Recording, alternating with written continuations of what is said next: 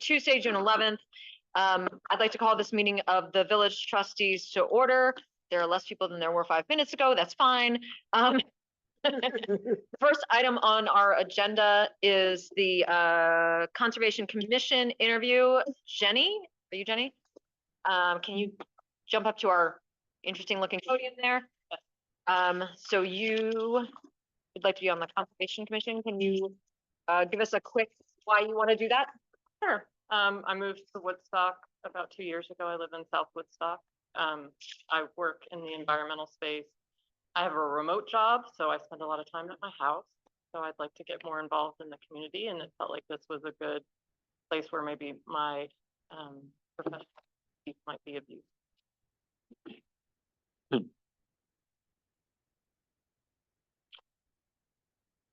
And so you currently work in sustainability? I do. I have a bachelor's and a master's in environmental analysis and policy.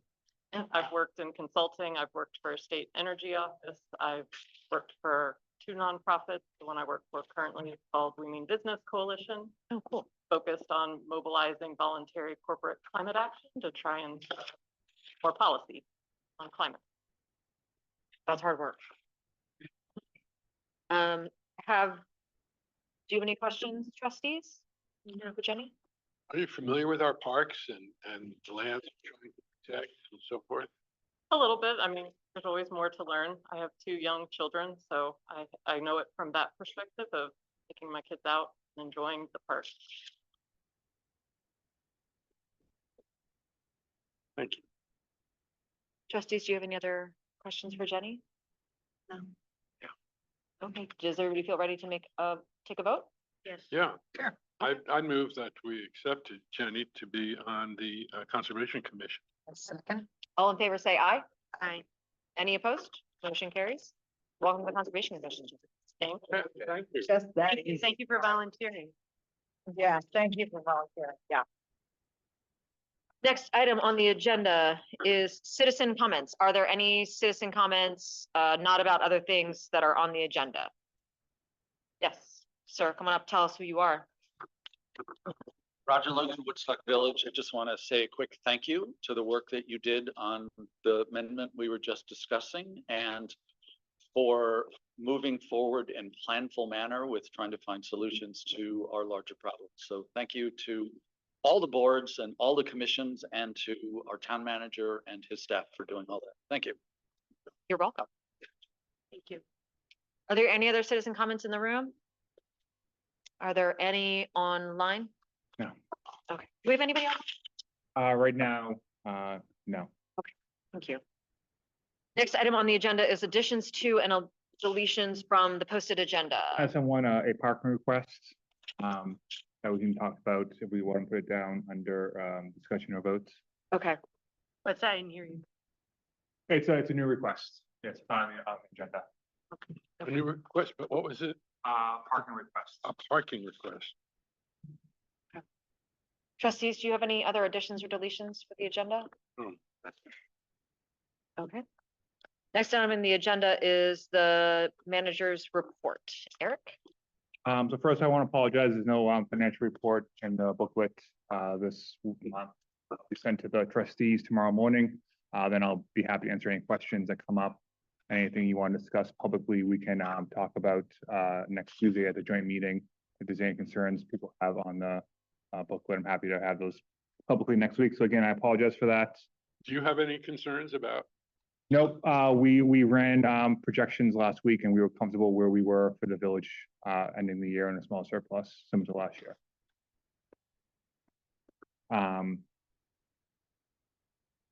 So we're just a reminder, town hall is in summer hours, so we are closing at 12 on Fridays. Usually there are some people still in the town hall to help. Usually here to 3, 4, 5. So we're not technically open, but usually just me in here. You do come in, it may take a little while to get the stuff you need. Next, some paving was done in the village over the last few weeks. Hopefully people have seen some of their streets and sidewalks paved and is an improvement. The bridge going out onto the rec center is going to be fixed tomorrow morning. I think as trustees know, we had some issues getting a company to come and do the work. The normal company had some injuries to their staff, which did not allow them to do the work they needed to do. You're talking about the lighting, Yeah. lighting that failed. Yeah, so our DPW crew is out there today digging up the hole so they can come in tomorrow and start their work immediately. So we're hopeful that will happen. Does it have anything to do with that car accident that was there? No. No. Independent. Last thing I have, we are short on a public works staff. We're down 2 employees currently. The crew we have is doing a great job, but as a request comes in, we have to prioritize what we can fixate on. So we just ask again for patience from the public that some things may take a little bit longer until we get fully staffed again. And that's all I have. Oh, sorry. Oh, yeah, no, go ahead. I know, I just wanted to know, what's the target for the Bridge of Vale and then what's High Street High Street for paving or? paving? Yeah. The bridge has been delayed a little bit with the turnover and the director job. So that's, yeah, so that's something I had to wait until we have someone new on board for the.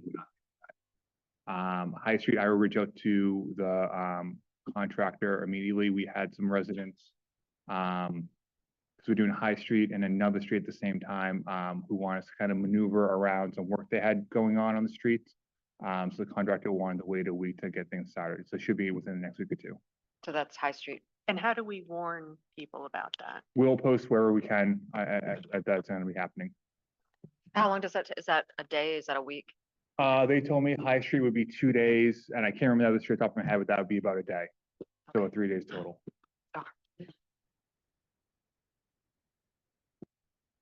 Any, yes, is there a public comment? The sidewalk, from this. I could read, from say, Fourth Street to the M&T Bank. I believe we did some work on it last year. Right now, I don't think there's anything in store. But I think once the new budget comes and we have more money for paving, that could be one of the things we look at. No, we've got, It's really bad at that is it? corner, yes. Yeah. There's, Very bad. yeah, Thank you. And we, for those who don't know, we got a list a year or 2 years ago from Two Rivers. They went in and they assessed all of the sidewalks in the village. And then Jeffrey and Brenda went through and sort of double checked their assessments of what is the worst. And so when we started, when we had a little bit of ARPA money left, which is gone, we decided to go with the ones that were the absolute worst. And so we're working our way through. So that's why those were chosen as priorities, but thank you for letting us know. Are there any other questions from the trustees for Eric? Anybody else in the room? Okay. Next item is the police chief's report.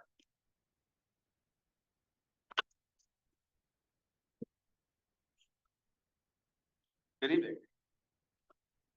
So let's see.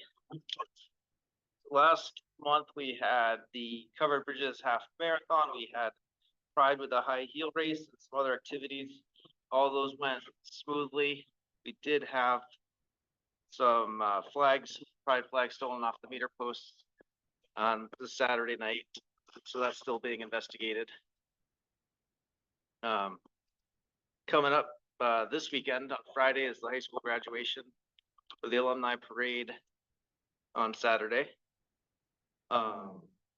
We are hosting a SNP, which is put on by the Special Needs Support Center, which is in White River Junction. That's going to be Monday, June 18th, or Monday or Tuesday, June 18th. It's a 2-hour block of instruction, and it covers an overview of SNP. I can't remember what the last 2 letters of the IP are, but it covers how it works, information provided from the company or the organization, and also we'll have some de-escalation techniques for dealing with a special needs population call. And we'll kind of add to officers' toolbox. And it's also going to be open to the fire department personnel if they wish to attend. Does that happen here? Does that? It'll be at the emergency services building. As a highlight, in May, in 1 week, the same person was arrested 4 times on numerous charges and counts. The primary, not necessarily the most, severe, but the most number of counts was violation of conditions of release, which in Vermont annually is 2 times score over the next arrest, like the next crime for arrest, which is something probably like driving with a license suspended. But it seems, in talking to other chiefs and other people in law enforcement in Vermont, it's probably the least addressed by the court system, that like once the other more severe crimes are adjudicated. So it is kind of something that the chiefs and VLCT are looking at. And you feel like you have that situation as under That control? situation's under control. It's been handled with actually a plea agreement. So we actually got some without trial, but did get an agreement. I don't want to say It's fine. confession or, a guilty plea, 'cause I don't know if it was no lower, but it is resolved. And you feel like you have the resources to manage that going forward? So for meter revenue, because I know that's what everyone wants to hear. So for May, kiosks are $2,036.40. Meters are $3,579.70. And Park Mobile's $4,656 even. For a grand total of $10,272.10. By comparison, May of 2023 was slightly above that at $10,504.70. And then May of 2022 was significantly lower than those two at $6,794.35. And while we're on parking, the courthouse, they have delayed their move to sometime in July. They've postponed when they're want the rental contract for the lot to start. So we still now have just 5 regular meter spaces. They are holding some court on Tuesdays though still.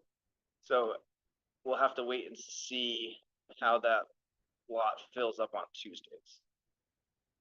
I did But- have a question about that. About the library lot? No, the actual courthouse. Yes, On Monday, get the people who have been jailed over the weekend. yes. Where are they housed before that? Southern State Correctional Facility, if they're, which is in Springfield, Vermont, or they're released with what's called a flash site, so arrested on Saturday, citation for Monday afternoon. So that will Monday will currently be in White River up until the move. They are building some sort of holding cell. I think that's part of the delay.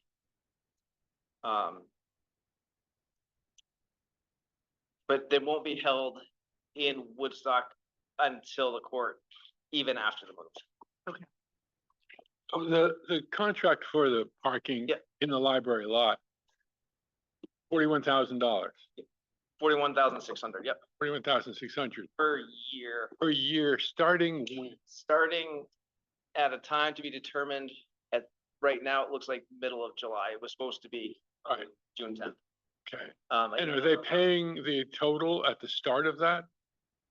I don't know that, I don't remember, if we talked about that. I plan on sending them an invoice around the time that they have a firm date and the move has happened.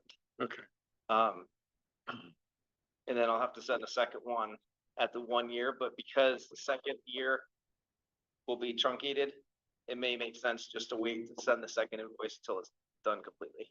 yeah. It's likely to take over the full year. It'll be prorated the second year. Right, so it might make sense to send that second one after, so we won't have to reimburse or do some Right. secondary calculations. And Eric, that money is being segregated Yes, into a section of the reserve fund. the trustees will vote to separate reserve fund, but then we'll do that, yes. Let's put that on the agenda for next Yes. month.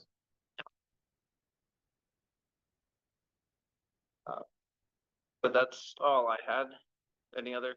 Yeah, Yes, so a couple things. One, the speed sign on Route 106 heading north to the village has been out for quite some time. the one by the golf course? Yeah. Yeah, that burned out, so I don't have the money to replace it. It was costing us $26 a month in a connection fee, so I canceled that with Green Mountain Power. So in the meantime, it's there, but it doesn't work. So are we gonna make it work, or are we going to move it, or? I didn't want to spend money to remove it, and I don't have money to replace it. So maybe we should just draw and it slow down? I like that. I'll go to, I guess, Great name. for tomorrow. Cost to fix it. I would have to get a quote. But I don't know that it's even repairable. And I could talk to Robbie and find out about it. And get back to you. That'd be great. And next is, I just have an opinion for, ask an opinion, because I've been approached by two people on this problem. The north side of the Village Green, North Park Street, Yes, okay, 2 lanes yes. currently. There's a lot of thinking that that's unsafe, and what's your thought? Because the cars come very close to parked cars on both sides. Yeah, And what if we went back to 1 lane? What's your thought? I don't think it would cause additional congestion to go back to one lane if we're able to. I think keeping that turn lane is necessary, but Yeah. it feels tighter even at the turn lane than it used to in years past. I don't know Yeah. if they stretched out the parking. I don't know, but it is very, very tight there. I think that should be on our agenda to look into. Yeah, I park there and I have to wait till the trucks go by. You kind of have to zipper with the cars in front. That's that's something we have to check with the state because that's state. Yeah, I'm trying to find, I had a conversation with the state last year about that. I was gonna find out where the conversation ended. I can't remember if it was up to the state or if we had to change it or not, but I'm gonna look into it. I'll We let you could know. request the Yes. change. Thanks, Joe. Oh, Joe, did you talk about Liz? Oh, yeah, she graduated. She's, Friday was her first shift back. She had some additional training after graduation, which I'm sure. Yeah, so Friday was her first shift back, and she's now had a full work week. And everyone that I talked to that knew her in the academy reported that she did an excellent job. I guess she had the nickname of Turbo. I can only imagine that. Love it. But it's great to have her back, and she is Ready for the bike? ready for the bike. Yeah, I love seeing her on the bike. That Yeah. was great. So are you fully staffed now? Yes. Yeah. We're gonna. Yeah. I know that it won't last forever, but Sorry. it never does. But for right now, we're fully staffed. Congratulations. Thank you. And probably one of the few in the state that is. So, well, we are. We'll appreciate it. It's huge. Trustees, do you have any other questions for Joe? Okay, thank you. Thanks, chief. Next item on the agenda is permits. We have one permit before us, which is in your packet, trustees, from Woodstock Builders for 35 Mountain Avenue. Is there somebody here to speak on that?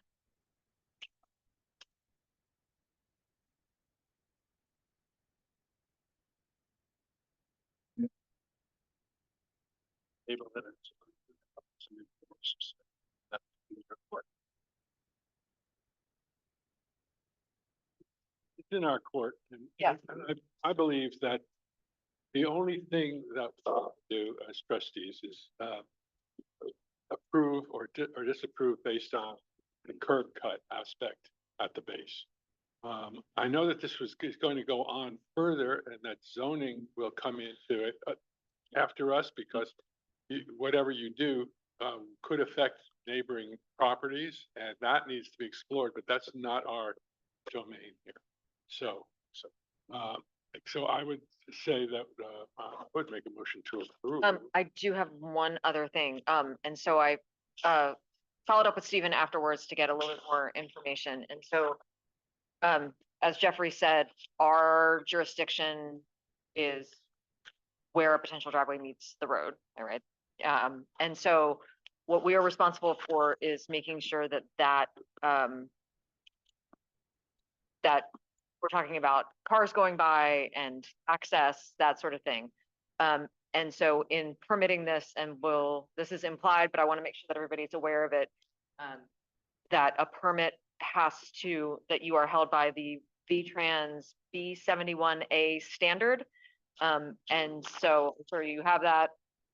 So any motion, I just want to make sure that that is in the motion, Okay, because we are required to make sure that he abides by that standard. it's in the application, so Yeah. it's supposed to be, so, yeah. So I'll say, I make a motion that we approve the application as presented for curb. Okay, I want to see if there's any. Trustees, do you have any questions or discussion about this? No, is there any public comment? Yep, come on up. Give us your name and where you live. Yes, yeah, you can just move to the side. I'm thinking of changing. My name's Wendy Marinan. I'm a village resident. I'm also an abutter to 35 Elm Avenue. About 5 Eaton Place. I'm also one door away on Mountain Avenue as the owner of 39 Mountain Avenue. I have a concern, and that is that the application, as I spoke to last month, does not have correct information on it. And my concern is, and that was confirmed, my concern is this goes into the record, the file, the permit as a record. And I don't think we should be putting incorrect information forward by approving a permit. So I'll read. For example, my name is not correct as the abutter, the survey. So we are just. I know, with but this the application file. But the permit, the driveway permit is all we're discussing here today. So if there are Yes. other things, So the that's- attached survey has the wrong information on it. In your packet. Okay. Does that? Yeah. Okay, so my last name is not Marion. As in a butter in the up top. I am Marrina. okay. It states that the town of Woodstock is the owner of Faulkner Park, which is not the case. Should say Faulkner Park, handling care of what was Hanover Trust, which is the case. So those are two, clerical corrections, but someone else researching is going to be confused potentially.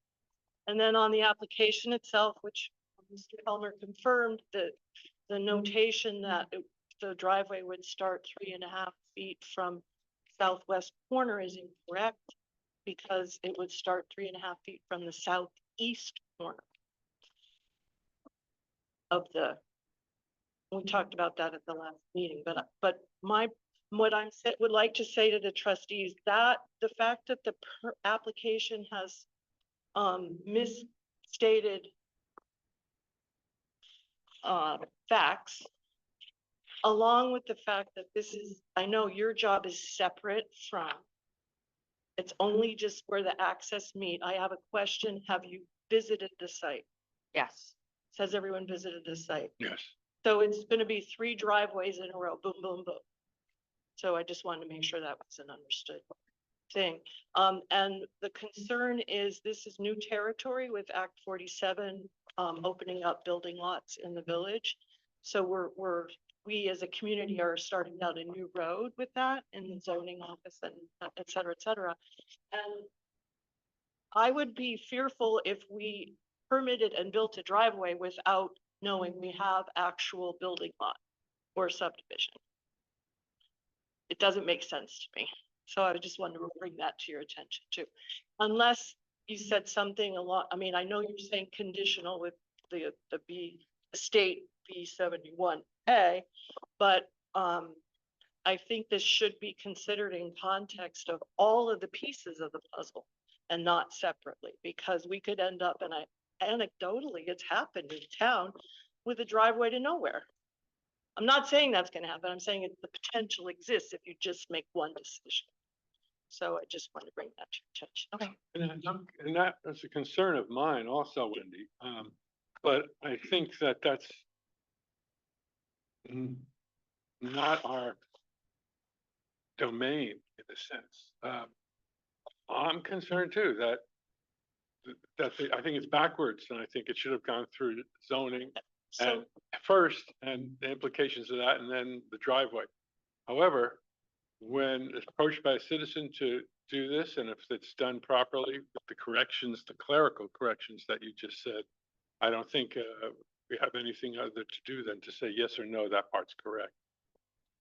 it does get gray. I mean, as village trustees, where you're representing public concern in a broad sense and honoring a citizen's application as they come in, but I really do think, and perhaps it's a question you can ask the zoning office, how can we do this to make it all at least contingent on one another? And that's an idea, but right now we have to deal with what's in front of us. And we have to make it, we've been asked to make a decision, so we have to based on the information. Okay, And and then I do know, there's someone else that wants to about other concerns on the actual survey that are part of the application. okay, and again, just Although- keep in mind, No, I know, we're just making sure for Yeah. public record that the big pictures Okay. is a fact.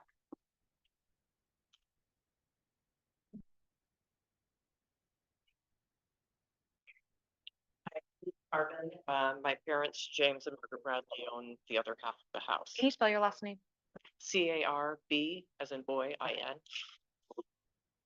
Thank you. And, I do have some questions about the survey itself. The elevation markers on the survey are over 1,300 feet. And I believe Woodstock's at around 700 feet. So I'm not sure how those, why they're at that elevation instead of our elevation. I'm not sure how that it was determined. Also just want to convey on behalf of Dorianne Guernsey, she lives in the brown house on the other side, that she has concerns also. She's 102 years old. Couldn't make it to the meeting, and her main caregiver was ill today, so she was planning to be here to speak on her behalf. And just, I know this, again, we're getting beyond your purview of what you're dealing with the access at the road, but the whole project would be pretty disruptive. That's the driveway parallel to the fence is very close to her house. And just the way her house lies on the road, it would cut right through next to her. It would be difficult for her. And again, as Wendy said, seems like all the details should be correct on what's going into a public record before everything is accepted and moved forward. And I do hope that changes do happen to make before a permit is issued, to look at the whole picture of how the village is going to be impacted, how the land is going to be impacted, what could be happening with the water flow. There's a stream up there. It's a wet area. How digging and a foundation is going to impact the drainage in the community. Those are my concerns. Thank you.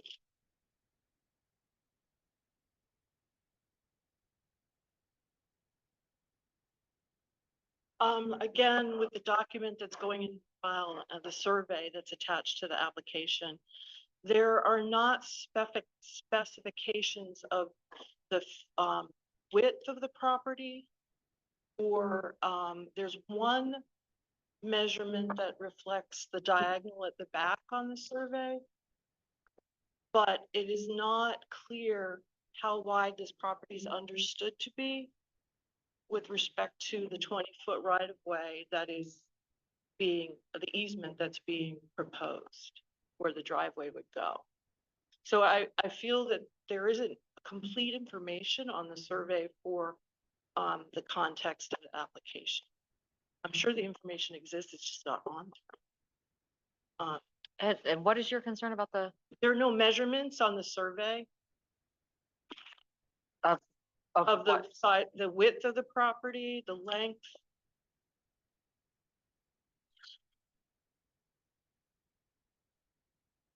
So it's another question about the survey. Okay, but what we have is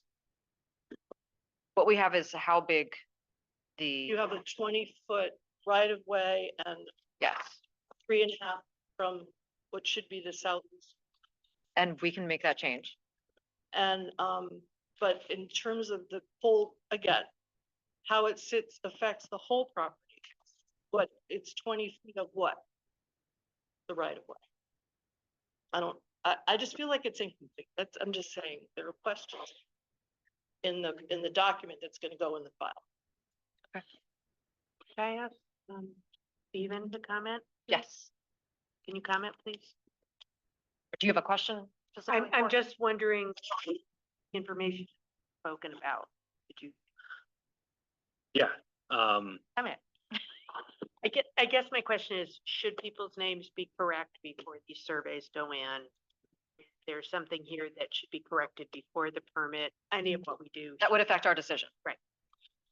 okay, Director of Planning and Zoning, Stephen Bauer, thanks. Awesome. The question is what should be corrected before granting an access permit, known as a driveway permit, to the trustees. So what you need to know in order to confirm or deny an access permit is, does it meet the B71A standards? Does the drainage adequately meet it? And most of that B71 is the safety at the point of where it enters the county. Everything else beyond that, corrections in a final plat. So in every single subdivision, minor or major, that is issued from our office, you have 24 months to finalize the plat, the permit. So we will go through, work with every applicant to make sure that the information is correct. I've done my first go over of this application, and I will say that is completely out of the jurisdictional boundaries of this board. So that's where we're at right now. And hopefully that answers the question, Yes, it Lisa. does. Yeah. Anything else I can help with? Trustees, do you have any other questions for Steve? Eric? Okay, is there any other public comment about this application? Is there anybody online? No one that comment. Okay, trustees, do you feel like you have enough information to make a decision on this permit? I do, just based on what we're allowed to do. Okay. Would you like to make a motion? Make a motion based on the Vermont Transit Standard B-71A and the information provided that we allow the curb cut to create a driveway as presented. Okay, is there a second? I second. All in favor, say aye. Aye. Any opposed? Motion carries. Next item on the agenda is under votes, implementation date for parking meter hours. So it was last month, yes, you weren't here. Last month, when the trustees voted to change the hours of the parking meters. What we did not do was add a date as to when that would go into effect. So we need to choose a date for those parking meter hours to go into effect. And there's a couple of considerations as to what we should think about before choosing that date. Okay, One, we have to have new stickers made okay. and available to be put on the meters with different hours. And what? Turnaround time. I don't know that, Okay. but I don't think we can set the date until we know Mhm. when we I mean, get those things this. take like a week. Yeah, Yeah, I mean, okay. Good, but anyway, that's important. Secondly, how much public notice and how often do we want to give? I'd like to give quite a bit. Yeah. I want to be on the listserv every week for a month. So that people don't say it's sprung on. Yeah. I don't want to surprise anyone. Yeah. So I'm not in as big a rush to get it done as much as getting it done properly. So I would say August 1st would be Sounds good. a great day to go into effect. There's plenty of time to get the stickers, to spend July educating the public that this happened. And would you also be amenable to maybe the first month of it, handing out warnings, the first 2 week handing out warnings when Great people, idea. yeah, so that Great way, idea. if people haven't heard it, they didn't look at the sticker, they're just like, oh, I just pay and I don't bother to look at it. Right. Okay, Yes, I agree. Let's be as friendly as we can. absolutely. But Okay. they can also go into Oh, of a course, place of business and get a voucher, yes, a get out of jail free card. yes, unless they've already used them up. That's, They've already. We're not gonna talk about those people. So we'll implement August 1st, give a month. well, well, I have to correct something Yeah, that I please. just said, because the 4-hour time limit is different. Different situation than you didn't feed the meter. Yeah. So if someone gets a ticket for the 4-hour limit, there's no writing it off by going into a store. That part's a little different.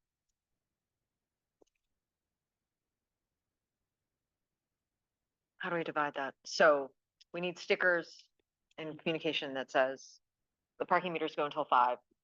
And then for a certain amount of the parking, And for the parking meters are on Elm Street and Route 4. it is It is 4-hour time. limit. 4-hour time limit. So those are 2 different pieces of communication Yes, to go out. right. Okay. So we need to work with Joe. Yeah. And I think in designing stickers that are gonna really be obvious. Even though the ones we have now are pretty obvious, people, Well, but if you're used to it, you just Yeah. don't think. yeah, Well, and then we need to talk to Joe about what is the update that has to go into Park Mobile, because that all has to get done on the back end. Right. Theory is, I'm paying attention. I didn't leave you. okay. I will have to check with Michelle on the Park Mobile question. Okay. But I think if we do one sticker for the meters that have like the 10 a.m. to 5 p.m. with something that says like 4-hour limit, maybe. Hmm. Okay. Would, I agree. and so maybe those should be go into effect at the same time. Yeah, Just so we can And put so- one sticker out and not have, 'Cause- there be a delay or something. and everything goes until 5, right? Yes. All the meters go until 5, yeah. but the hours, but it's a 4-hour limit for just those certain ones. I have a question. Hey, Joe, how are we gonna differentiate between a regular ticket and then a ticket from someone that's been parked in a spot for the entire day that at a 4-hour limit? We use different ticket books. The ticket books for just a meter violation have the validation sticker on it. If you're parked in like a fire hydrant or, overtime or no parking zone, it's just a standard ticket that doesn't have a validation sticker on it. Okay, so then I think that that's something that we need to also advertise to business owners so they can give a voucher for when someone gets a ticket if they've been in a spot too long while they're shopping. Yeah, that is something we do see every now and then. Most places are decent about it, but I think there probably is some confusion Okay. about it. So maybe a 1-pager that goes out to businesses, like, here's the change, this is when it's happening, the stickers. Yes. And then do you need to do something, does it take a long time with Park Mobile to say, okay, if somebody parks on Elm Street, there's a message that says it's a maximum of 4 hours? I So think it's people- probably supposed to be, I think it's supposed to be pretty easy, which is part of why we have different zones. Okay, But I would want to talk to Michelle 'cause she's the one that has primarily dealt with Park Mobile over the years. Before I give you a definitive answer. Okay.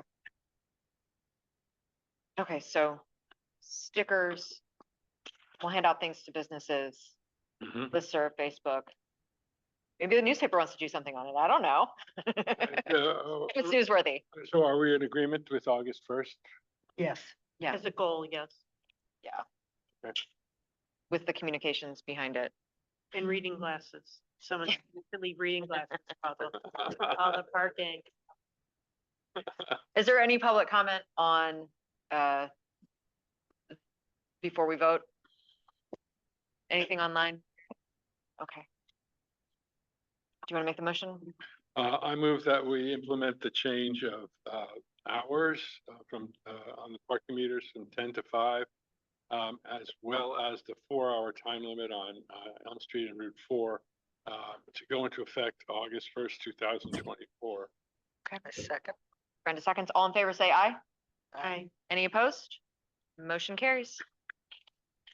Okay, moving on. Go to the other parking updates now, or do you want to save discussion? Well, it's not a permit, is it? It could be a vote potentially if they want. Yeah, go ahead. So I received a request from someone who is getting married at their church across the street from Town Hall on October 5th. It's a Saturday. And they were requesting, potential 15 spots for about an hour and a half that day. They're potentially willing to pay for them to be reserved. They originally asked for a Town Hall. There's not enough spots behind Town Hall to fulfill that request. So they wanted to know if there would be any room from the trustees willing to potentially reserve spots for a small fee for the wedding, because it will be early foliage season. You said it's during the weekend? Peak, It's October 5th. Yeah. October 5th is peak. What about, what did you suggest the Elementary school. elementary If we school rent the parking lot? elementary So they wanted them to make sure they would be available. So I told them of all the spots available, and what's their fear was that people would show up at 1 o'clock for the wedding, not be able to get a parking spot, including at the elementary school. So I think really hard to reserve, prevent cars that are parking in free spot parking. And I think that they would find that they'd have room at the elementary school. Yeah, and I also think, as we just went through with the ordinance, like, we don't have rules about it. We don't have standards for it, so I would be remiss to just say, oh yeah, we're just gonna give it to you and just make something up. If that's a conversation that the community wants to have about, do we allow reserved parking? Like, let's have that conversation, but, Let's have a special meeting. let's have a special meeting.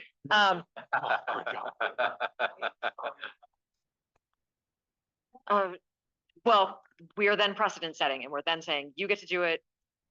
You get to do it whenever the trustees decide you get to do it. Behind the town hall. there's not, I mean, there's 6, 7 spots there tops. So that is public parking.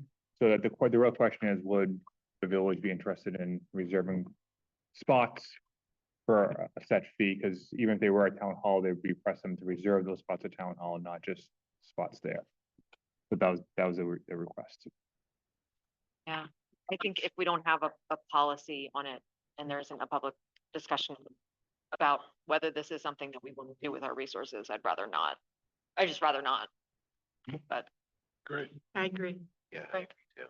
Brenda, I And the think idea's that great.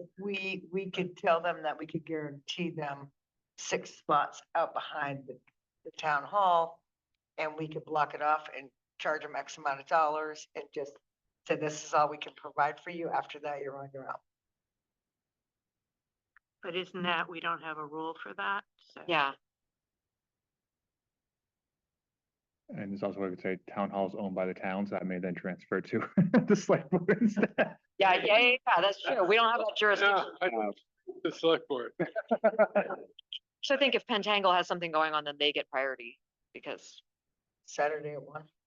I don't know if they're gonna have. Saturday, October 5th. Well, there shouldn't be much. No. Yeah. Okay. Yeah, I I'd will do rather that. wait until we have a policy on it. Do you want us to take an official, I mean, it's kind of a weird. No, if you don't want to, no. No, I don't want to vote on it. Somebody wants to have that discussion. How about it? Was there any public comment? Period. Oh, yeah, come on up. Tell us who you are. We're fancy and formal around here. I'm Andrew Heining and I live in Woodstock Village. Just curious, if you, so I came from the Washington DC area, if you wanted to move, you had to like go to the town and say I would, or the city and say I would like to Yeah. have a permit for my moving truck to be on the curb. There's no apparatus for that? Do have that through the police. So like that big house that's getting built on Pleasant. So Right. when they put their stuff out, the contractor goes to the police and says, I'm gonna put a dump truck here. But that, sorry to interrupt you. Yeah, no, go ahead. But that, I understand is like for extended periods, correct? It's not like, hey, I need it for 6 hours today. We do occasionally, if someone is moving, we'll put a cone out on a Yeah. spot. Right. And when we allow Alex, the butcher, to Different reserve than the taking, spots. But he pays for it. He Guaranteeing pays for it, yes. 15, Well, couldn't they, spots on you it. just increase the fee and allow them to? In which case, that's at the discretion of the police. That's not. Right? The police make that decision. Yeah, for the very individual cases, yes. Yeah. It just falls to the chief, yes. Yeah, so Because this was, typically they could ask the police chief. because this was a larger issue, we're talking about maybe Yeah. non-paid parking, we're talking about the elementary school, we're talking town hall, we're talking around the church-owned green up there. Yeah. So it's not paid parking where we normally block it off, have people feed the meter. Yeah. This would be something completely separate. We've never really charged someone before for a public free space. I mean, I It's kind of that, appreciate the idea. kind of yeah. that, but it's also what, I mean, here I am just kind No, of it's okay. pontificating, but it's a wedding and transportation that's a concern that people have to deal with. So maybe they, have folks park at East End and then shuttle them over. I mean, Yeah. Yes, that could happen Absolutely. too. Yeah. Believe me, there've been lots of weddings. Yeah. At that time of year past, and everyone's managed to figure it out. That's a good point. Yeah, I asked it the same is. question. When I first moved here, I actually called up the town to see if I could request either police or a permit to have a truck out in front of our house. Yeah. Removing the furniture. Oh, yeah. Is that in the written policy? Joe, is that written policy about, I don't think it's really written. It's just sort of been it's kind of a necessity for people to get furniture if they're moving. And if there's something that we can do, we'll do it. If it's, if it's a paid meter, just kind of a pay it on the situation and give us a heads up. The only thing I've started doing is if we're going to put out cones, I've asked people to come in and sign them out. I've had too many go missing and they're like $20 each.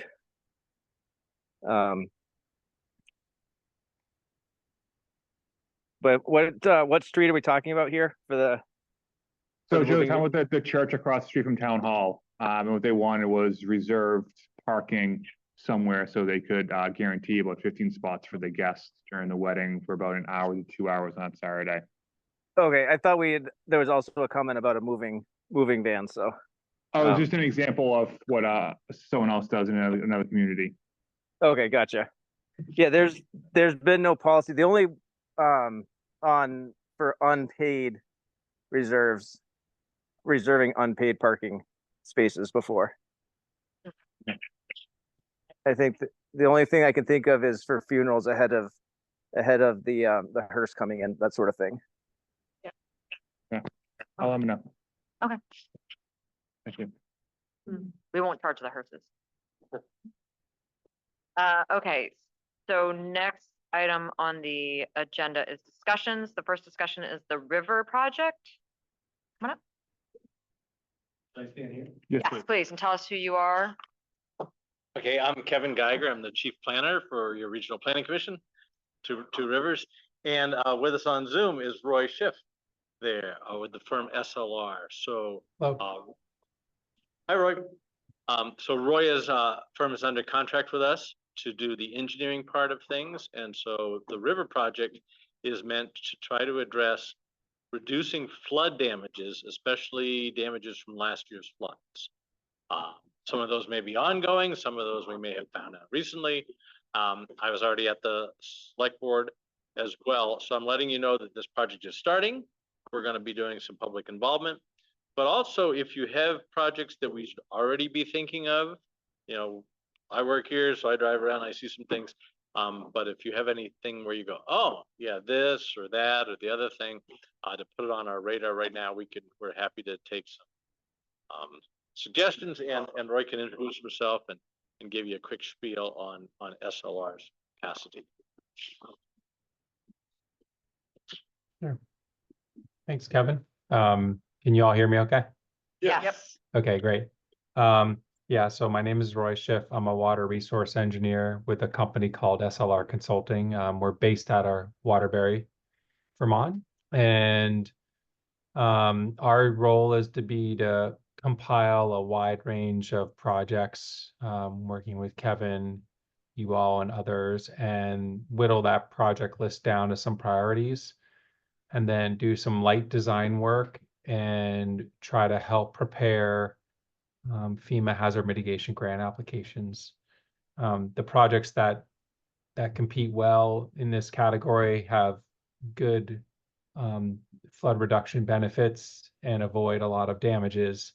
So places that there's been a lot of damage in the past make great applications, and there's a fair bit of money that's going to move into the state. And we learned a lot from Irene, that people around the state need help kind of preparing this application process. There's a benefit cost analysis, which is a big part of that, which essentially balances how much a project costs to what benefits you get out of the project. So we'll be doing that for a few projects. And again, hopefully we'll get some lists together with your help and then come back to you and try to land on consensus on some priorities to do a little bit of design work. And are you looking at public or private spaces or both? Both. Yeah. Are you looking at both brooks and rivers? Yes. Because I live on the Kedron Brook Mhm. by the golf course, and we always flood during. So it's a big problem, and Andrew lives across the street from me. He knows it, and so can that be put on a list? Yeah. Love that. And so there may be projects that are things like armoring a riverbank that's falling in.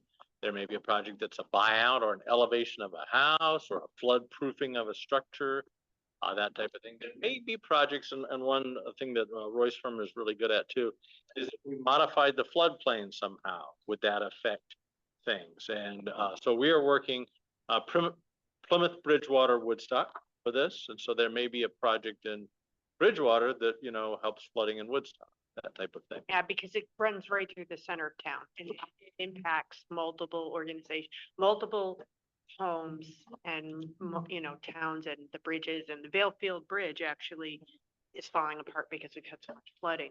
So it would be really nice, and I know you would get involvement from people on Main Street, from you know, about this. So yeah, Maple Street's obviously an area that has a lot of past damages.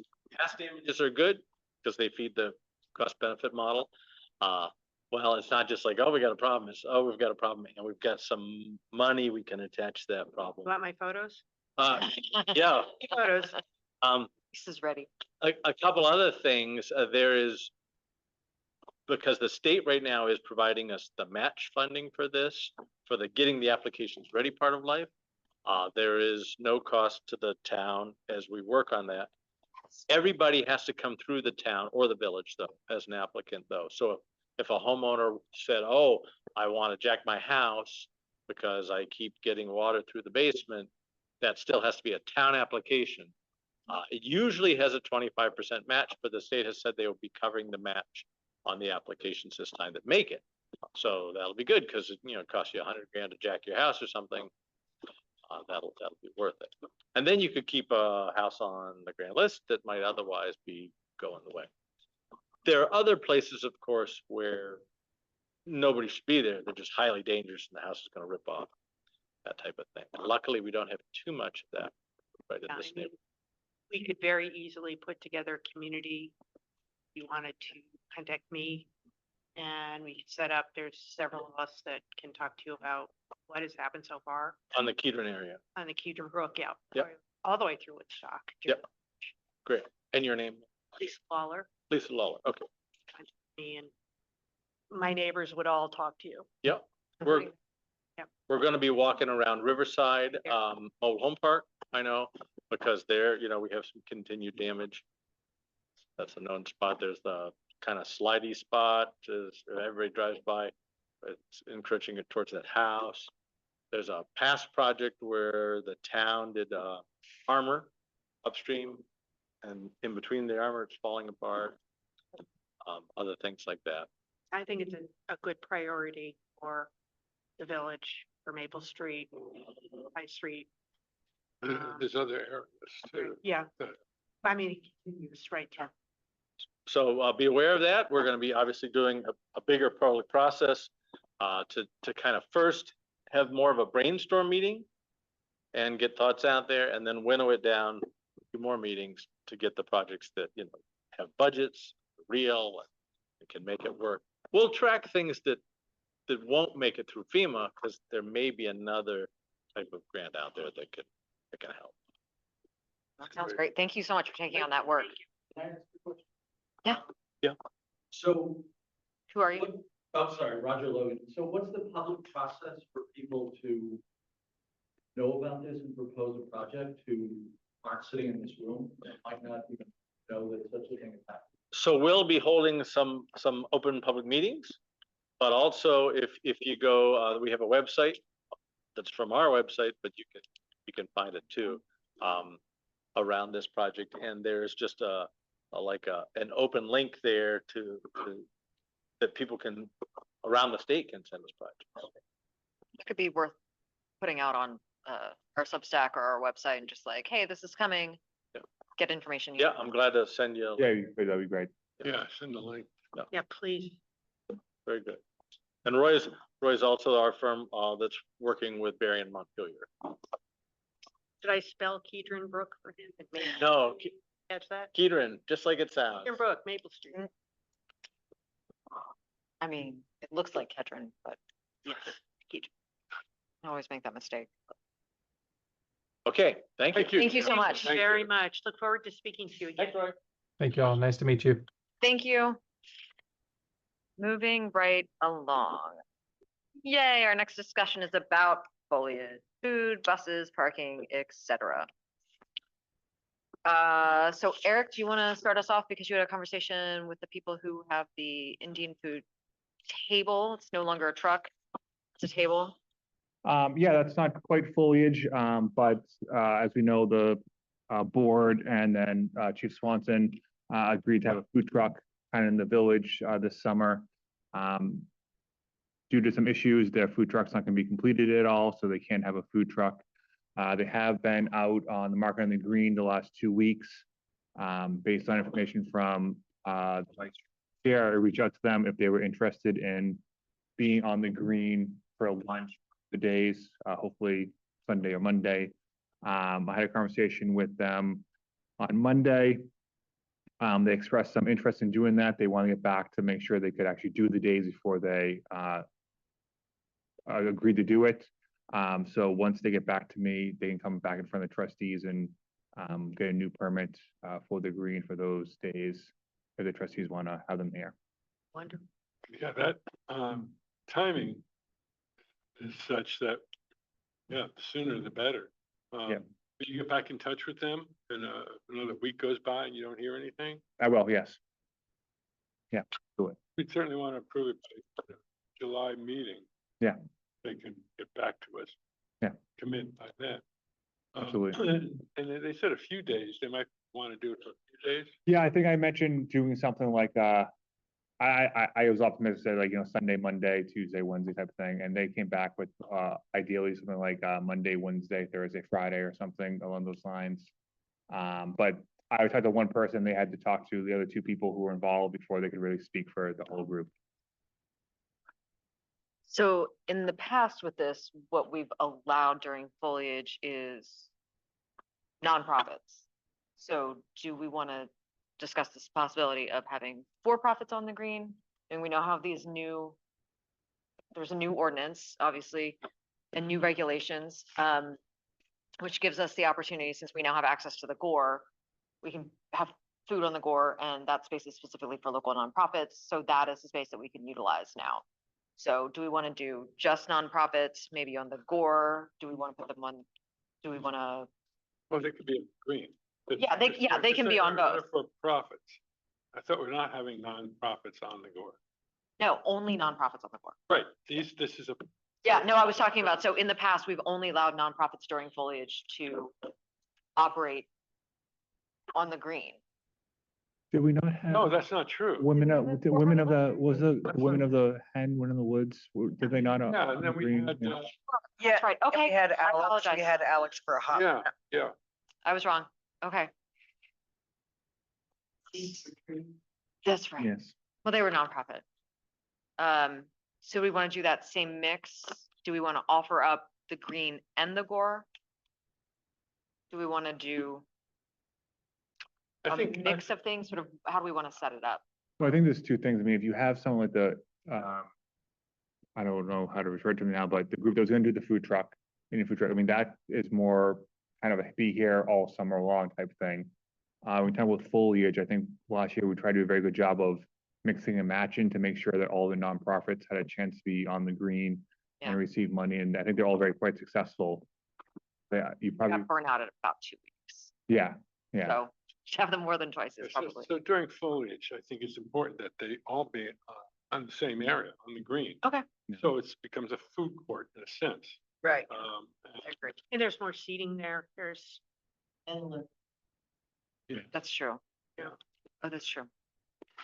And so do we want to aim for Sunday and Monday as we have in the past? As much as possible. Do we want to include a Tuesday or no? as much as possible. I think we should see first who and who we can get, and then figure out what they'll give us. Okay. What are you hearing from Beth as the person who talks to the restaurants and the businesses? What are you hearing from them about? We've had this conversation in the past. We've had this conversation in the past. Sometimes we've gotten pushback from eateries on having additional people. So, You will definitely get pushback, okay, Not so much You on know- Sunday, Monday. not so much on Sunday and Monday, okay, but for the rest of the week, if you did that. I okay. think the nonprofits are a little different. I think their thoughts of that are a little different than the food trucks or the for-profits. But on Sunday and Monday through foliage, I think it's necessary. That's my personal opinion. Ours too. I realize the pushback. We're talking about the pushback. And on the other hand, if someone has, if everything's so backed up, there's no place to eat. And the food trucks are, and I understand pushback, but we also have to be realistic about our visitors. And if our visitor shows up and they can find no place to eat in an hour and a half, wait, we're doing just as much to hurt our visitors. So I understand the pushback, but we also have to look at what we're trying to get revenue from, and that's our visitors. But I think we should be open to discussions more than that, because one of the biggest complaints I hear is you have to wait an hour to get into, you have a half an hour wait at the village butcher, you have a half an hour wait here. So how are we going to help our visitors and increase our revenue as well? That if the trustees kind of flipped it and for-profit businesses be on the Sunday and Mondays, and they had nonprofits on the green Wednesday, Thursday, Friday, Saturday. The tricky thing is when you get into like the PTOs, the kids Yeah. can't do it and the parents have jobs. So things like the hockey team and that sort of stuff Yeah. can really only do it on a Sunday. Saturday or Saturday. Well, maybe it's a Saturday. Yeah. You know, so would that be less pushback, you think, if it's a nonprofit on a Saturday than if it's a profit? I think it would be. And there's still limited access. People are still only taking reservations, especially that time of year. So, They're also pushing, we had too many people, we can't serve everyone. This isn't good for my business. We also have to look at, okay, all right, but how does that affect the impact of our revenues in Woodstock, in the village? Because we don't want to look like don't have any options to eat, or all the options we have are crowded. So I don't like to say, okay, only Sunday and Monday. I think this is worth really researching because I believe the business owners who own food don't want the reputation too of a long line. So where's that fine line? I think that's an Alex kind of question, somebody, that is serving downtown. Well, I mean, but Definitely, I've been working, I mean, I've worked in restaurants downtown. right, Yeah, and I get that, but I think that we, in certain times of the year, I think that the people who are visiting, we need to give them as many options as possible because everybody's gonna make their money from it. And if you tell someone they have to wait an hour for a restaurant, they're gonna walk away. So who makes that money at that point, the next town they go to? So do we want to make sure that we're getting the most dollars out of the people who visit and not have them say, well, I'm going to go to Queechee and have my lunch, rather than say, oh, we have these resources on the green, we can sit here and have that. So I don't want this to be, well, the restaurants that are open, they can't serve these customers 7 days a week. These lines are there, they are waiting. And so they can't handle it I'm not disparaging any of the village restaurants, but they can't do it. So are we creating a situation where these people are going somewhere else to have lunch and we could have them? All I'm saying is we should be looking at this as how can we provide as much food for as many people as we possibly can? if you notice, the public house is serving lunch a lot. But they're not in our, I'm just saying Yeah. that that's where I send people. and that's not, so I think we need to rethink that. I agree. Well, Completely. Lisa, during the foliage period, without question, we're not hurting any of the local businesses if we provide more. Correct. Simple as that. Just during the foliage period. Yeah, right. It's because and so Saturdays as well as Sundays and Mondays would be great. I think emphasizing Sundays and Mondays is because that's the most critical shortage time. That's why we're emphasizing it. But, if people can say, well, I can't do Monday, I could do Saturday and Sunday, we should say yes to them. so let's start with which dates are we talking about? Well, I think foliage is longer than 2 weeks. Oh, yeah, I think it's it's 4 weeks. to 4. So if I'm So Jeff looking at a and I go back and calendar, forth on Well, this. 3 critical. weeks, I'd Yeah, say. but does it start the weekend of September 14th, 15th, or 21 and 22? No, Oh, it's no, down. that's the last weekend. the last week is So 28, when 29. it's critical. Right, but the buses start week after Labor Day. What? Buses will be there. Buses were here this week. Yeah, I know, but buses start to increase starting the second week in September. So you got to remember, we've got those, starts at 5 buses a day and 10 and 15. So they start before the week of the 28th. It's So, just. so we go back a week and say the weekend of September 21, 22. So Before that, I would say the weekend. Jeff and I Well, are, what if we work backwards? And so you want to make sure the last week of October is going to be the busiest. So you want to make sure you have people there 26. and then kind of backfill to September 28th. And then if Good people night. want to come in to the weekend before.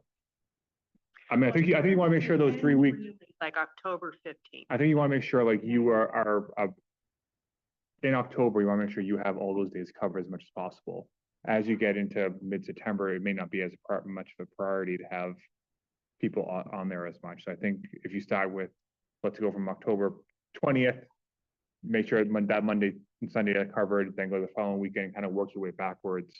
And if people, 21st or whatever date we want to call it, but I think you want those 3 weeks in October as sound as possible, at minimum, and then. I wish we had a better understanding or knowledge about how many buses show up the weeks of September, because I think we are not looking at the gear up that happens. And so, yes, we see 20 buses this last week in September, but The second week of September, we're seeing 10. And the third week in September, we're seeing 15. So there's a buildup here that I don't want it to be lost. So how do we start gathering that data? Because we can make a decision for this year and also be gathering data. I think the chamber can gather the I data. wish I could gather the data. I have called, It's Excuse me. funny though, because other towns, they gather. Have you talked to anybody else? I've talked to my peers for Right. sure. You know, and I've talked to the state. And they have a division that is bus tours, but the buses don't register with them. We don't know who's coming. Right, I didn't know there was a bus from Georgia here yesterday until I met all of the people Yeah, who I were know. wonderful, but it was a Monday. I think what we've done in the past is we've just kind of compared the Welcome Center tallies Numbers, from this year to the Yeah, previous And I year. think that's, and we can do that. I think that's a valid way to go about it. And I think, you know, what you stated, Eric, that time period, the 3 weekends in October and the end of September, well, are critical.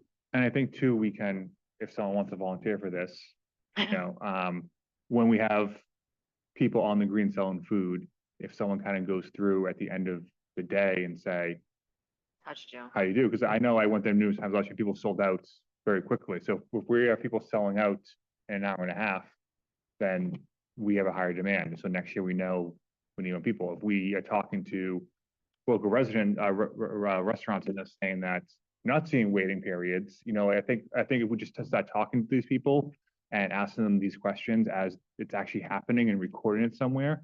So next year at this time, we can say, Lisa's right, September 15th, we saw the increase, and we knew that we needed 5 places, people on the green selling different food because we had 3 and they sold out within an hour, This, instead of saying just 3 weeks, how about the weekend before the 3 weeks? Yeah. Yeah. So there's 3 weeks. So 20, 29, 30. No, the 21st. the weekend of the 21st. And then you get into your full 3 weeks. Oh, I had 4 weeks down for December or October. I had it going through the 21st. But September is You get, I know. 1, 2, 3. I was looking at weekends. 20. I've got 5 weekends written down. Would you bring up a calendar onto the big screens of our? And I think, one group to really speak to is the Seeds for Trees people. Oh, they're always fantastic. On hires, and they are, they stored water in the little shed. Our permission and, Yeah, we need to speak to them, Carrie, And that's the- Carrie the- Bristow. yeah, Carrie Bristow and John Hire. Because they have adults who are retired and participate. Yeah. I'll call them. Well, let's look at let's decide on some dates. Do you have a calendar? Yeah, I'm trying to pull it up.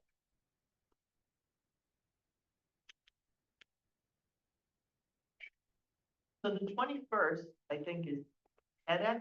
Is that correct? The September 21st, I think it's before that. 14th? Yeah. I think so. Oh, wait, it's on my calendar already. Hold on. Oops.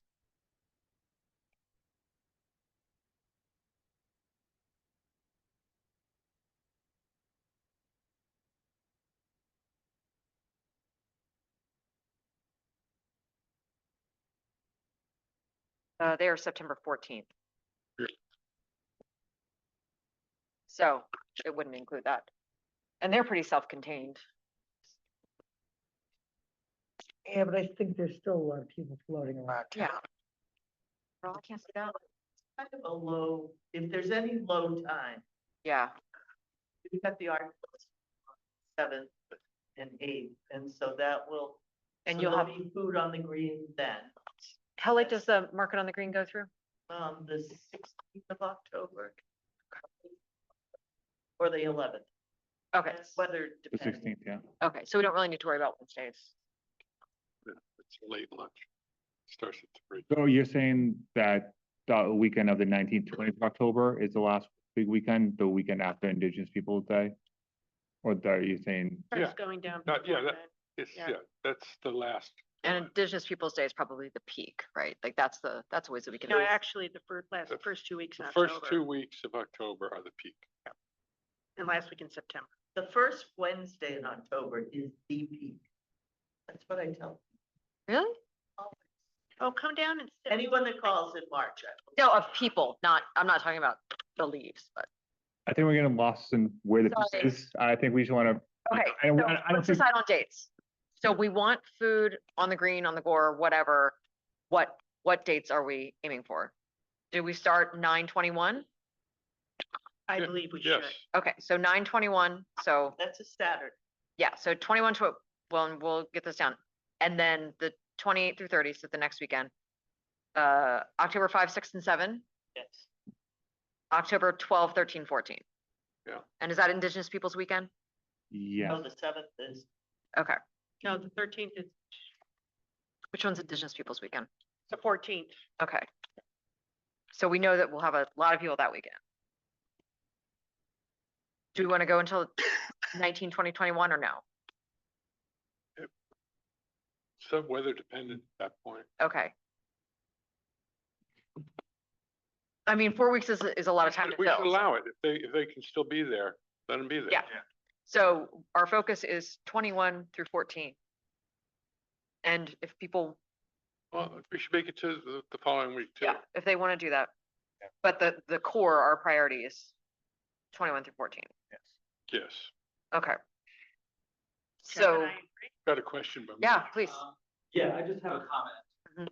Mhm. And I'm all in favor of having as many options for food as you possibly can do. It makes sense. And if business owners think that that somebody selling empanadas is taking away their business, I think they're insane, but that's my opinion. I think it would behoove you to have a discussion about buses. To the extent to which, I mean, I don't know where anybody in this room stands necessarily about buses, but I think you'll find that many, many, many people who live in the village do not think that buses are adding significant value to the economy. And I can't demonstrate that, but nobody can demonstrate the opposite either. They certainly are adding a tremendous amount of congestion. And I think it would behoove the board to have a conversation with an open, an open meeting or, well, some kind of conversation about this, and see if there are ways that are legal and ethical that would do whatever was possible to cut down on the number of buses, which again, I don't think anybody can demonstrate that they're adding tremendous value to the economy, and that they are adding a significant amount of angst for people who live in the village. So, and I don't know if that means no parking in front of the library or getting much more aggressive about telling them they can't park in front, there's whatever kind of methodology that we can find to tame that particular problem, which again, I do not think is bringing that many, is not bringing that much spending into town. Thanks.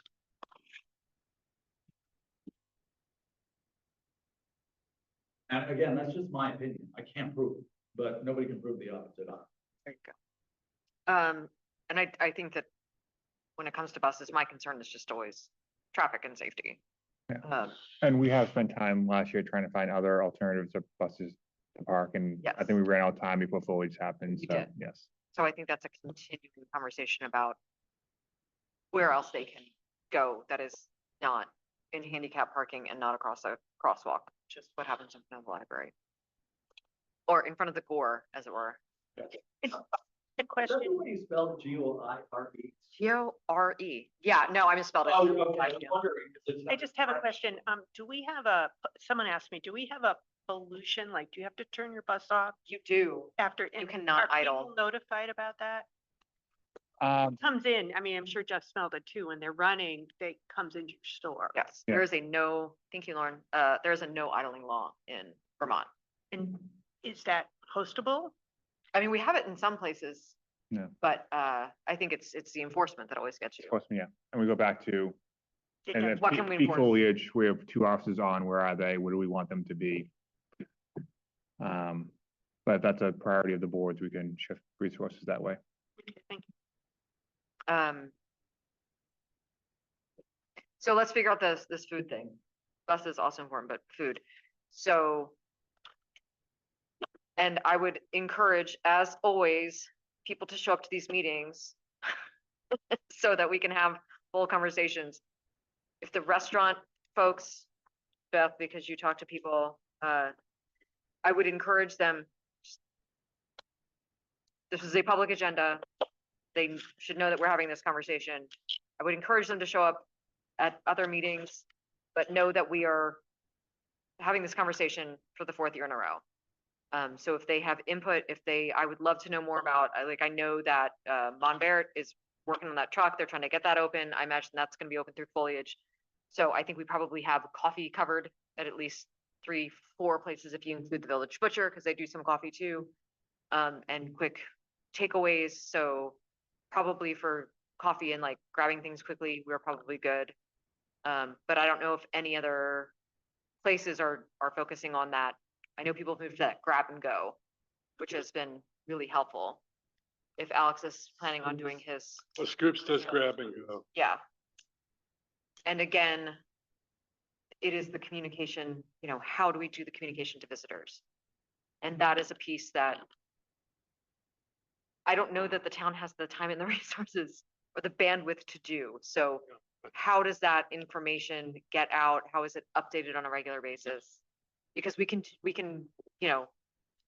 fall backwards and people won't know because they've never been here, so they don't know. I mean, I do think we have a new marketing person for the EDC, and this might be Okay. a great project for them to work on, of how to use their website, their Instagram.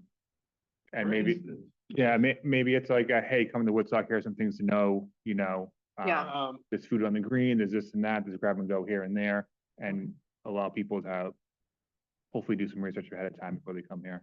Yeah, and germane to what you just said, I have an idea about parking. Oh.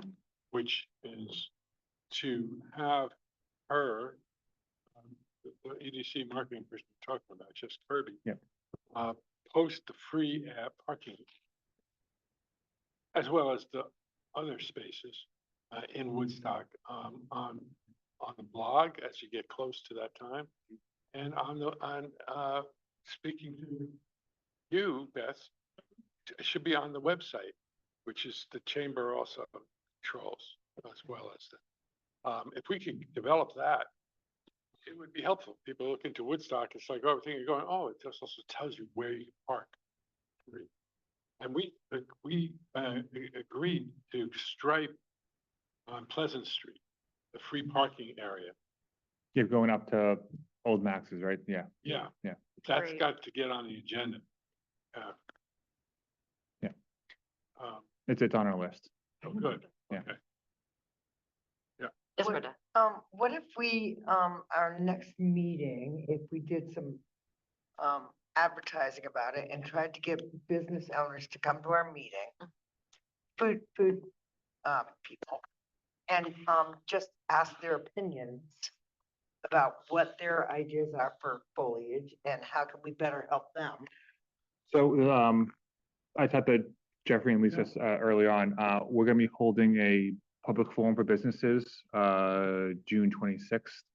Myself and the planning and zoning department, so invite local businesses here to kind of just let them talk about what's going on and their challenges being in Woodstock, and we can bring this up and say when the next trustee meeting is, and if they Oh, want to that's good. attend, and they can attend and go from there. So that would be a great opportunity to kind of have them in person and let them know what's happening, and then let them attend the next meeting in July. And asking for ideas, like, what are you doing? And then what are your ideas? Yeah. And what do you need? Yeah. And can you, Beth, in between now and July, can you get, like what your numbers are for those weekends? Is that a thing you have? That way we can at least say, okay, we know this many people came through the Welcome Center. They all, 70% of them have to eat, like, I don't know. And then, anyway, and at least it sounds like maybe you have ideas on this, like, what are the metrics that we need to make better decisions? Yeah, Is it and somebody yeah, to that's like something I agree with physically that. count buses? Do I send my kid out there with a Coke and just go? Yeah, and that's, I mean, weird, but I used to work at Bentley. It's nice to count them, Yeah, no, that's. and that's each day, because the chefs wanted to know.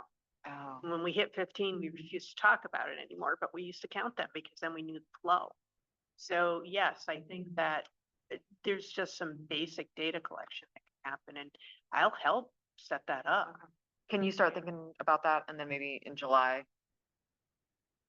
And we'll figure out how we can do that so that we can have better information. And then can you figure out where that can live? Yeah. Publicly, or, I don't know if it shouldn't live on my Google Drive, which is where most things live. What? Okay, so, Everything I joke put on my Google Drive. Yeah, no, So if yeah. you can figure out where that lives so that next year we can have this. Yeah. information. Okay. All right. Okay. So I'm happy, and Eric, I can talk to you as CEO. Yes. Yeah, well, I'm happy to do that. Okay, cool. Anything else about foliage? The only thing I would say is I think you had the list of people who were on the green last year. I think we had an email. Okay, yeah. It'd be good to reach out to them. Okay. Early on, saying this is what we're thinking. Are you interested? And getting the word out there so we're not rushing. Say last year in September, we were rushing around trying to get COIs and everything. So the earlier the better. And if you have the list, we can do it internally too. And where do we put the bathrooms? Can I just make one quick suggestion? Yes. Um, Come up. there may be a disconnect because the EDC kind of reports to the town board. Mhm. But I know that there have been efforts going forward to talk about tourism and mitigating the impact of tourism and everything else. You may want to bring John in and or any of the committee chairs from that, because you may be a little bit out of the loop on this. And there certainly is metric stuff that they've been talking about as well. Okay, thank you. Okay. Now that I've said my 25 cents. 50 cents. $2.10, what? okay, next on the agenda. Next item. Everybody's ready. Jeff's done with me. Next item on the agenda for discussion is community outreach. This is something Lisa and I had talked about in the past. Just continuing with the idea of transparency and better communicating with the public, because they don't necessarily show up to meetings. So how can we better get information from them? How can we meet them where they are? I just wanted to start the conversation. We don't need to make decisions today, but Lisa, did you have some thoughts? I thought maybe we'll start and mark it on the green. Is that something we could do as a, like a nonprofit table or something? Because you have a table already, right? You have a, The chamber has a table, Okay, right, and you could be there if you would like, I mean, I'd have to ask Gab. She's yeah, absolutely. in charge of it, but, Yeah. I don't see any problem with that. The fire department's always there, or often right. there every other week. Always share that. Okay, If I could also add, we do have an employee internally who's interested in doing exactly this. As we discussed last night, time is not something we have spare of, but we're hoping the new employee start in July 1. Some free time may come available for this employee.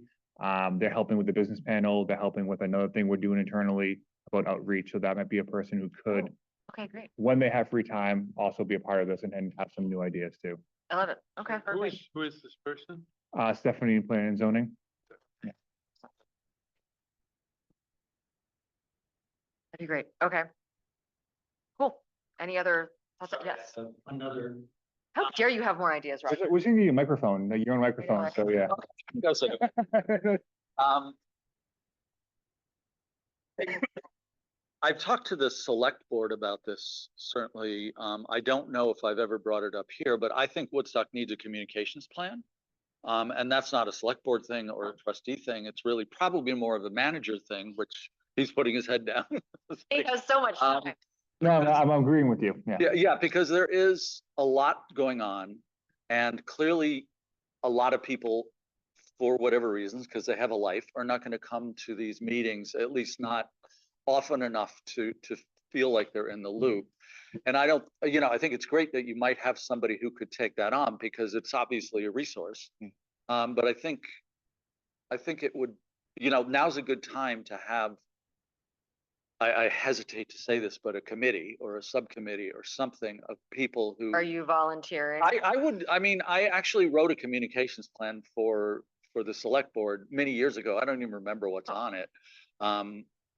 They'd said nice and, I threw it over the, but I think again, with the kind of dynamism we have in town government and the two ultimately governing boards, I think now is an opportunity to truly address that, because a lot of the problems in any place are a lack of communication, a lack of people knowing things like, oh, they're going to do something in the green. Nobody told me. Yeah. So I think, I would be happy to serve on such a thing or even chair it, but I can't recruit the people. So, and I guess this would need to be something done in conjunction with the select board and obviously the town manager. But I'm on board with this, and I think it would help. You do your work, and townspeople understand and village people understand what's going on that's going to affect them. Like, I hesitate to say a newsletter or something like that. Like, I'm sure there are people out there right now saying, what the hell's going on with the water? And because I've been to enough meetings, I know what the hell's going on with the water. You're like arguing with them. But, there's things like that are of big import to people here, and obviously have a big import on you're doing your job. So I think it would be a good time to start that. Yeah, so if I could speak that quickly. One is we did start Substack for the town. The goal was for me to write blogs about that stuff. I think I did 2 of them, and then I just haven't had the time to go back to doing it. So there is good intentions behind that, but also if the board remembers, my original budget had a communications person in the budget. We cut that as we were trying to keep the tax rate low. So it is something that will probably be asked for repeatedly going forward. Another idea I did throw out early on was to move the marketing person, the EDC funds, internally and have the EDC pay for a percentage of that cost and have the town pay for a percentage of cost, and then slowly allocate more to the town as we get further and further along, with the goals of, if they're marketing the town, they're working for us, but then we have some more control over them. And also they could do some of this communications with us as an employee. That was an idea I had 8 months ago, but something to revisit as well. If we're looking for ways to add staff, but also not add to the tax burden. So those are some things that are floating out there that we can continue to look at going forward.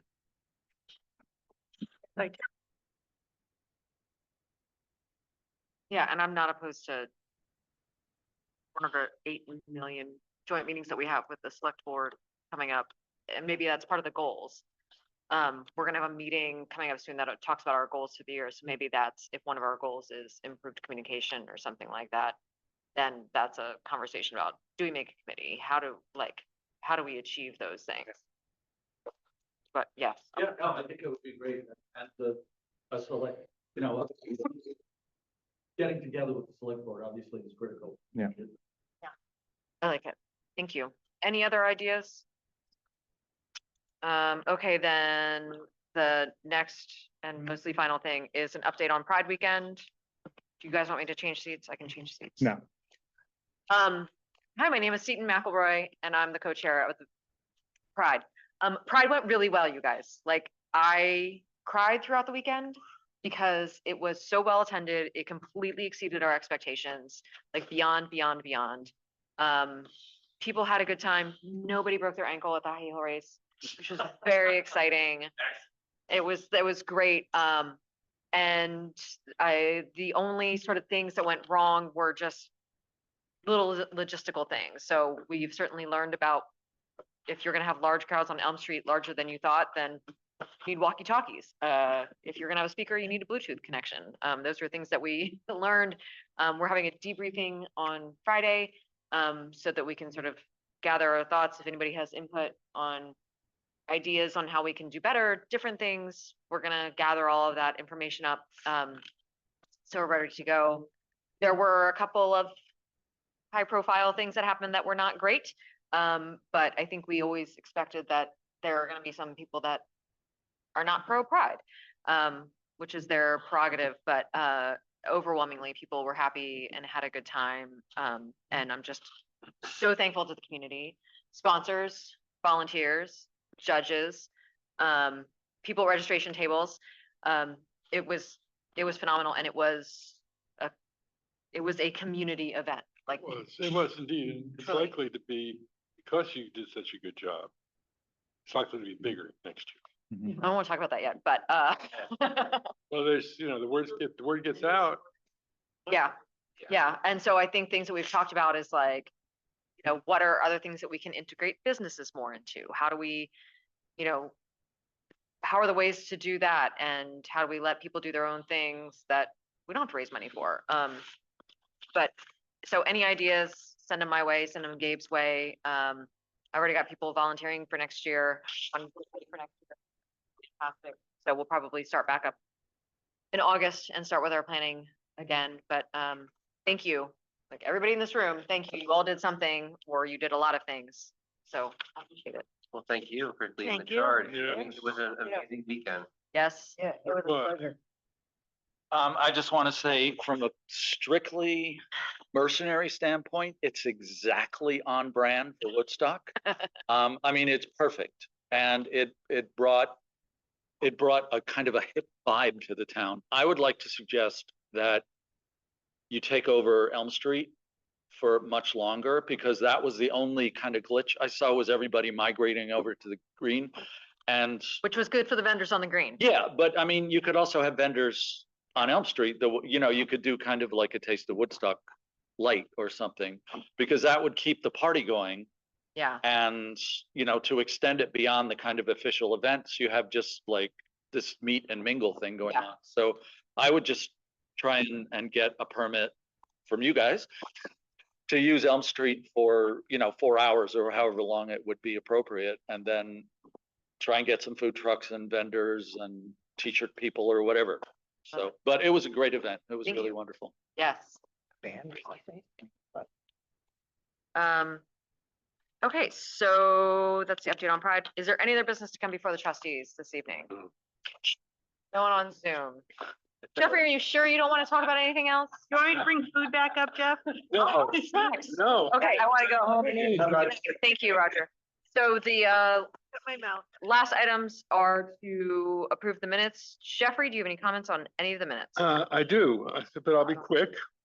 May 7th, present. Jennifer Dembinski, spelled Dembinski, not Devinsky. Oh, It's a different person. So, yeah, so that should be changed. That's for May 7th. May 24th, section E, number 3. Change and parcel to any parcel. where are you? Where? 24th? On the May 20, no, May 1st. Oh, okay. May 1st joint meeting, I'm sorry. The May 1st. May 1st. Also, Sam DiNatale is spelled Dinatale, not Dnatale. Oh, So under present for May 1st. And then under May 1st, E3. Change the word and. oh shit. Change the word and to any. Got all that, Nikki? Maybe. Could be- That's, Maybe she fell asleep. Maybe we bored her. He's done. Rip that little yellow sheet up. yeah, there were other things. No, I got it. Thank you, Nikki. A-. Next time. I gotta Okay. give you something, Jeffrey. Yeah, I know. There any other changes? In that case, I would make a motion to accept the minutes with the changes from Jeffrey from 5/7, 5/24, 5/1, and 5/2. Is there a second? Second. All in favor, say aye. Aye. Any opposed? I would then make a motion to Say one adjourn. thing, What? you are ahead of schedule on the agenda for the time we set. The first time ever, so congratulations. So it was okay for me. So I make a motion to adjourn. Is there a second? I second. All in favor, say aye. Uh, Opposed? Go home, go to bed. Thank you for your work. Anybody need chips? I still have Okay, chips. so Go to bed. we need to put chairs like back. that. Good job. Wait a second. No, you will not do it tomorrow.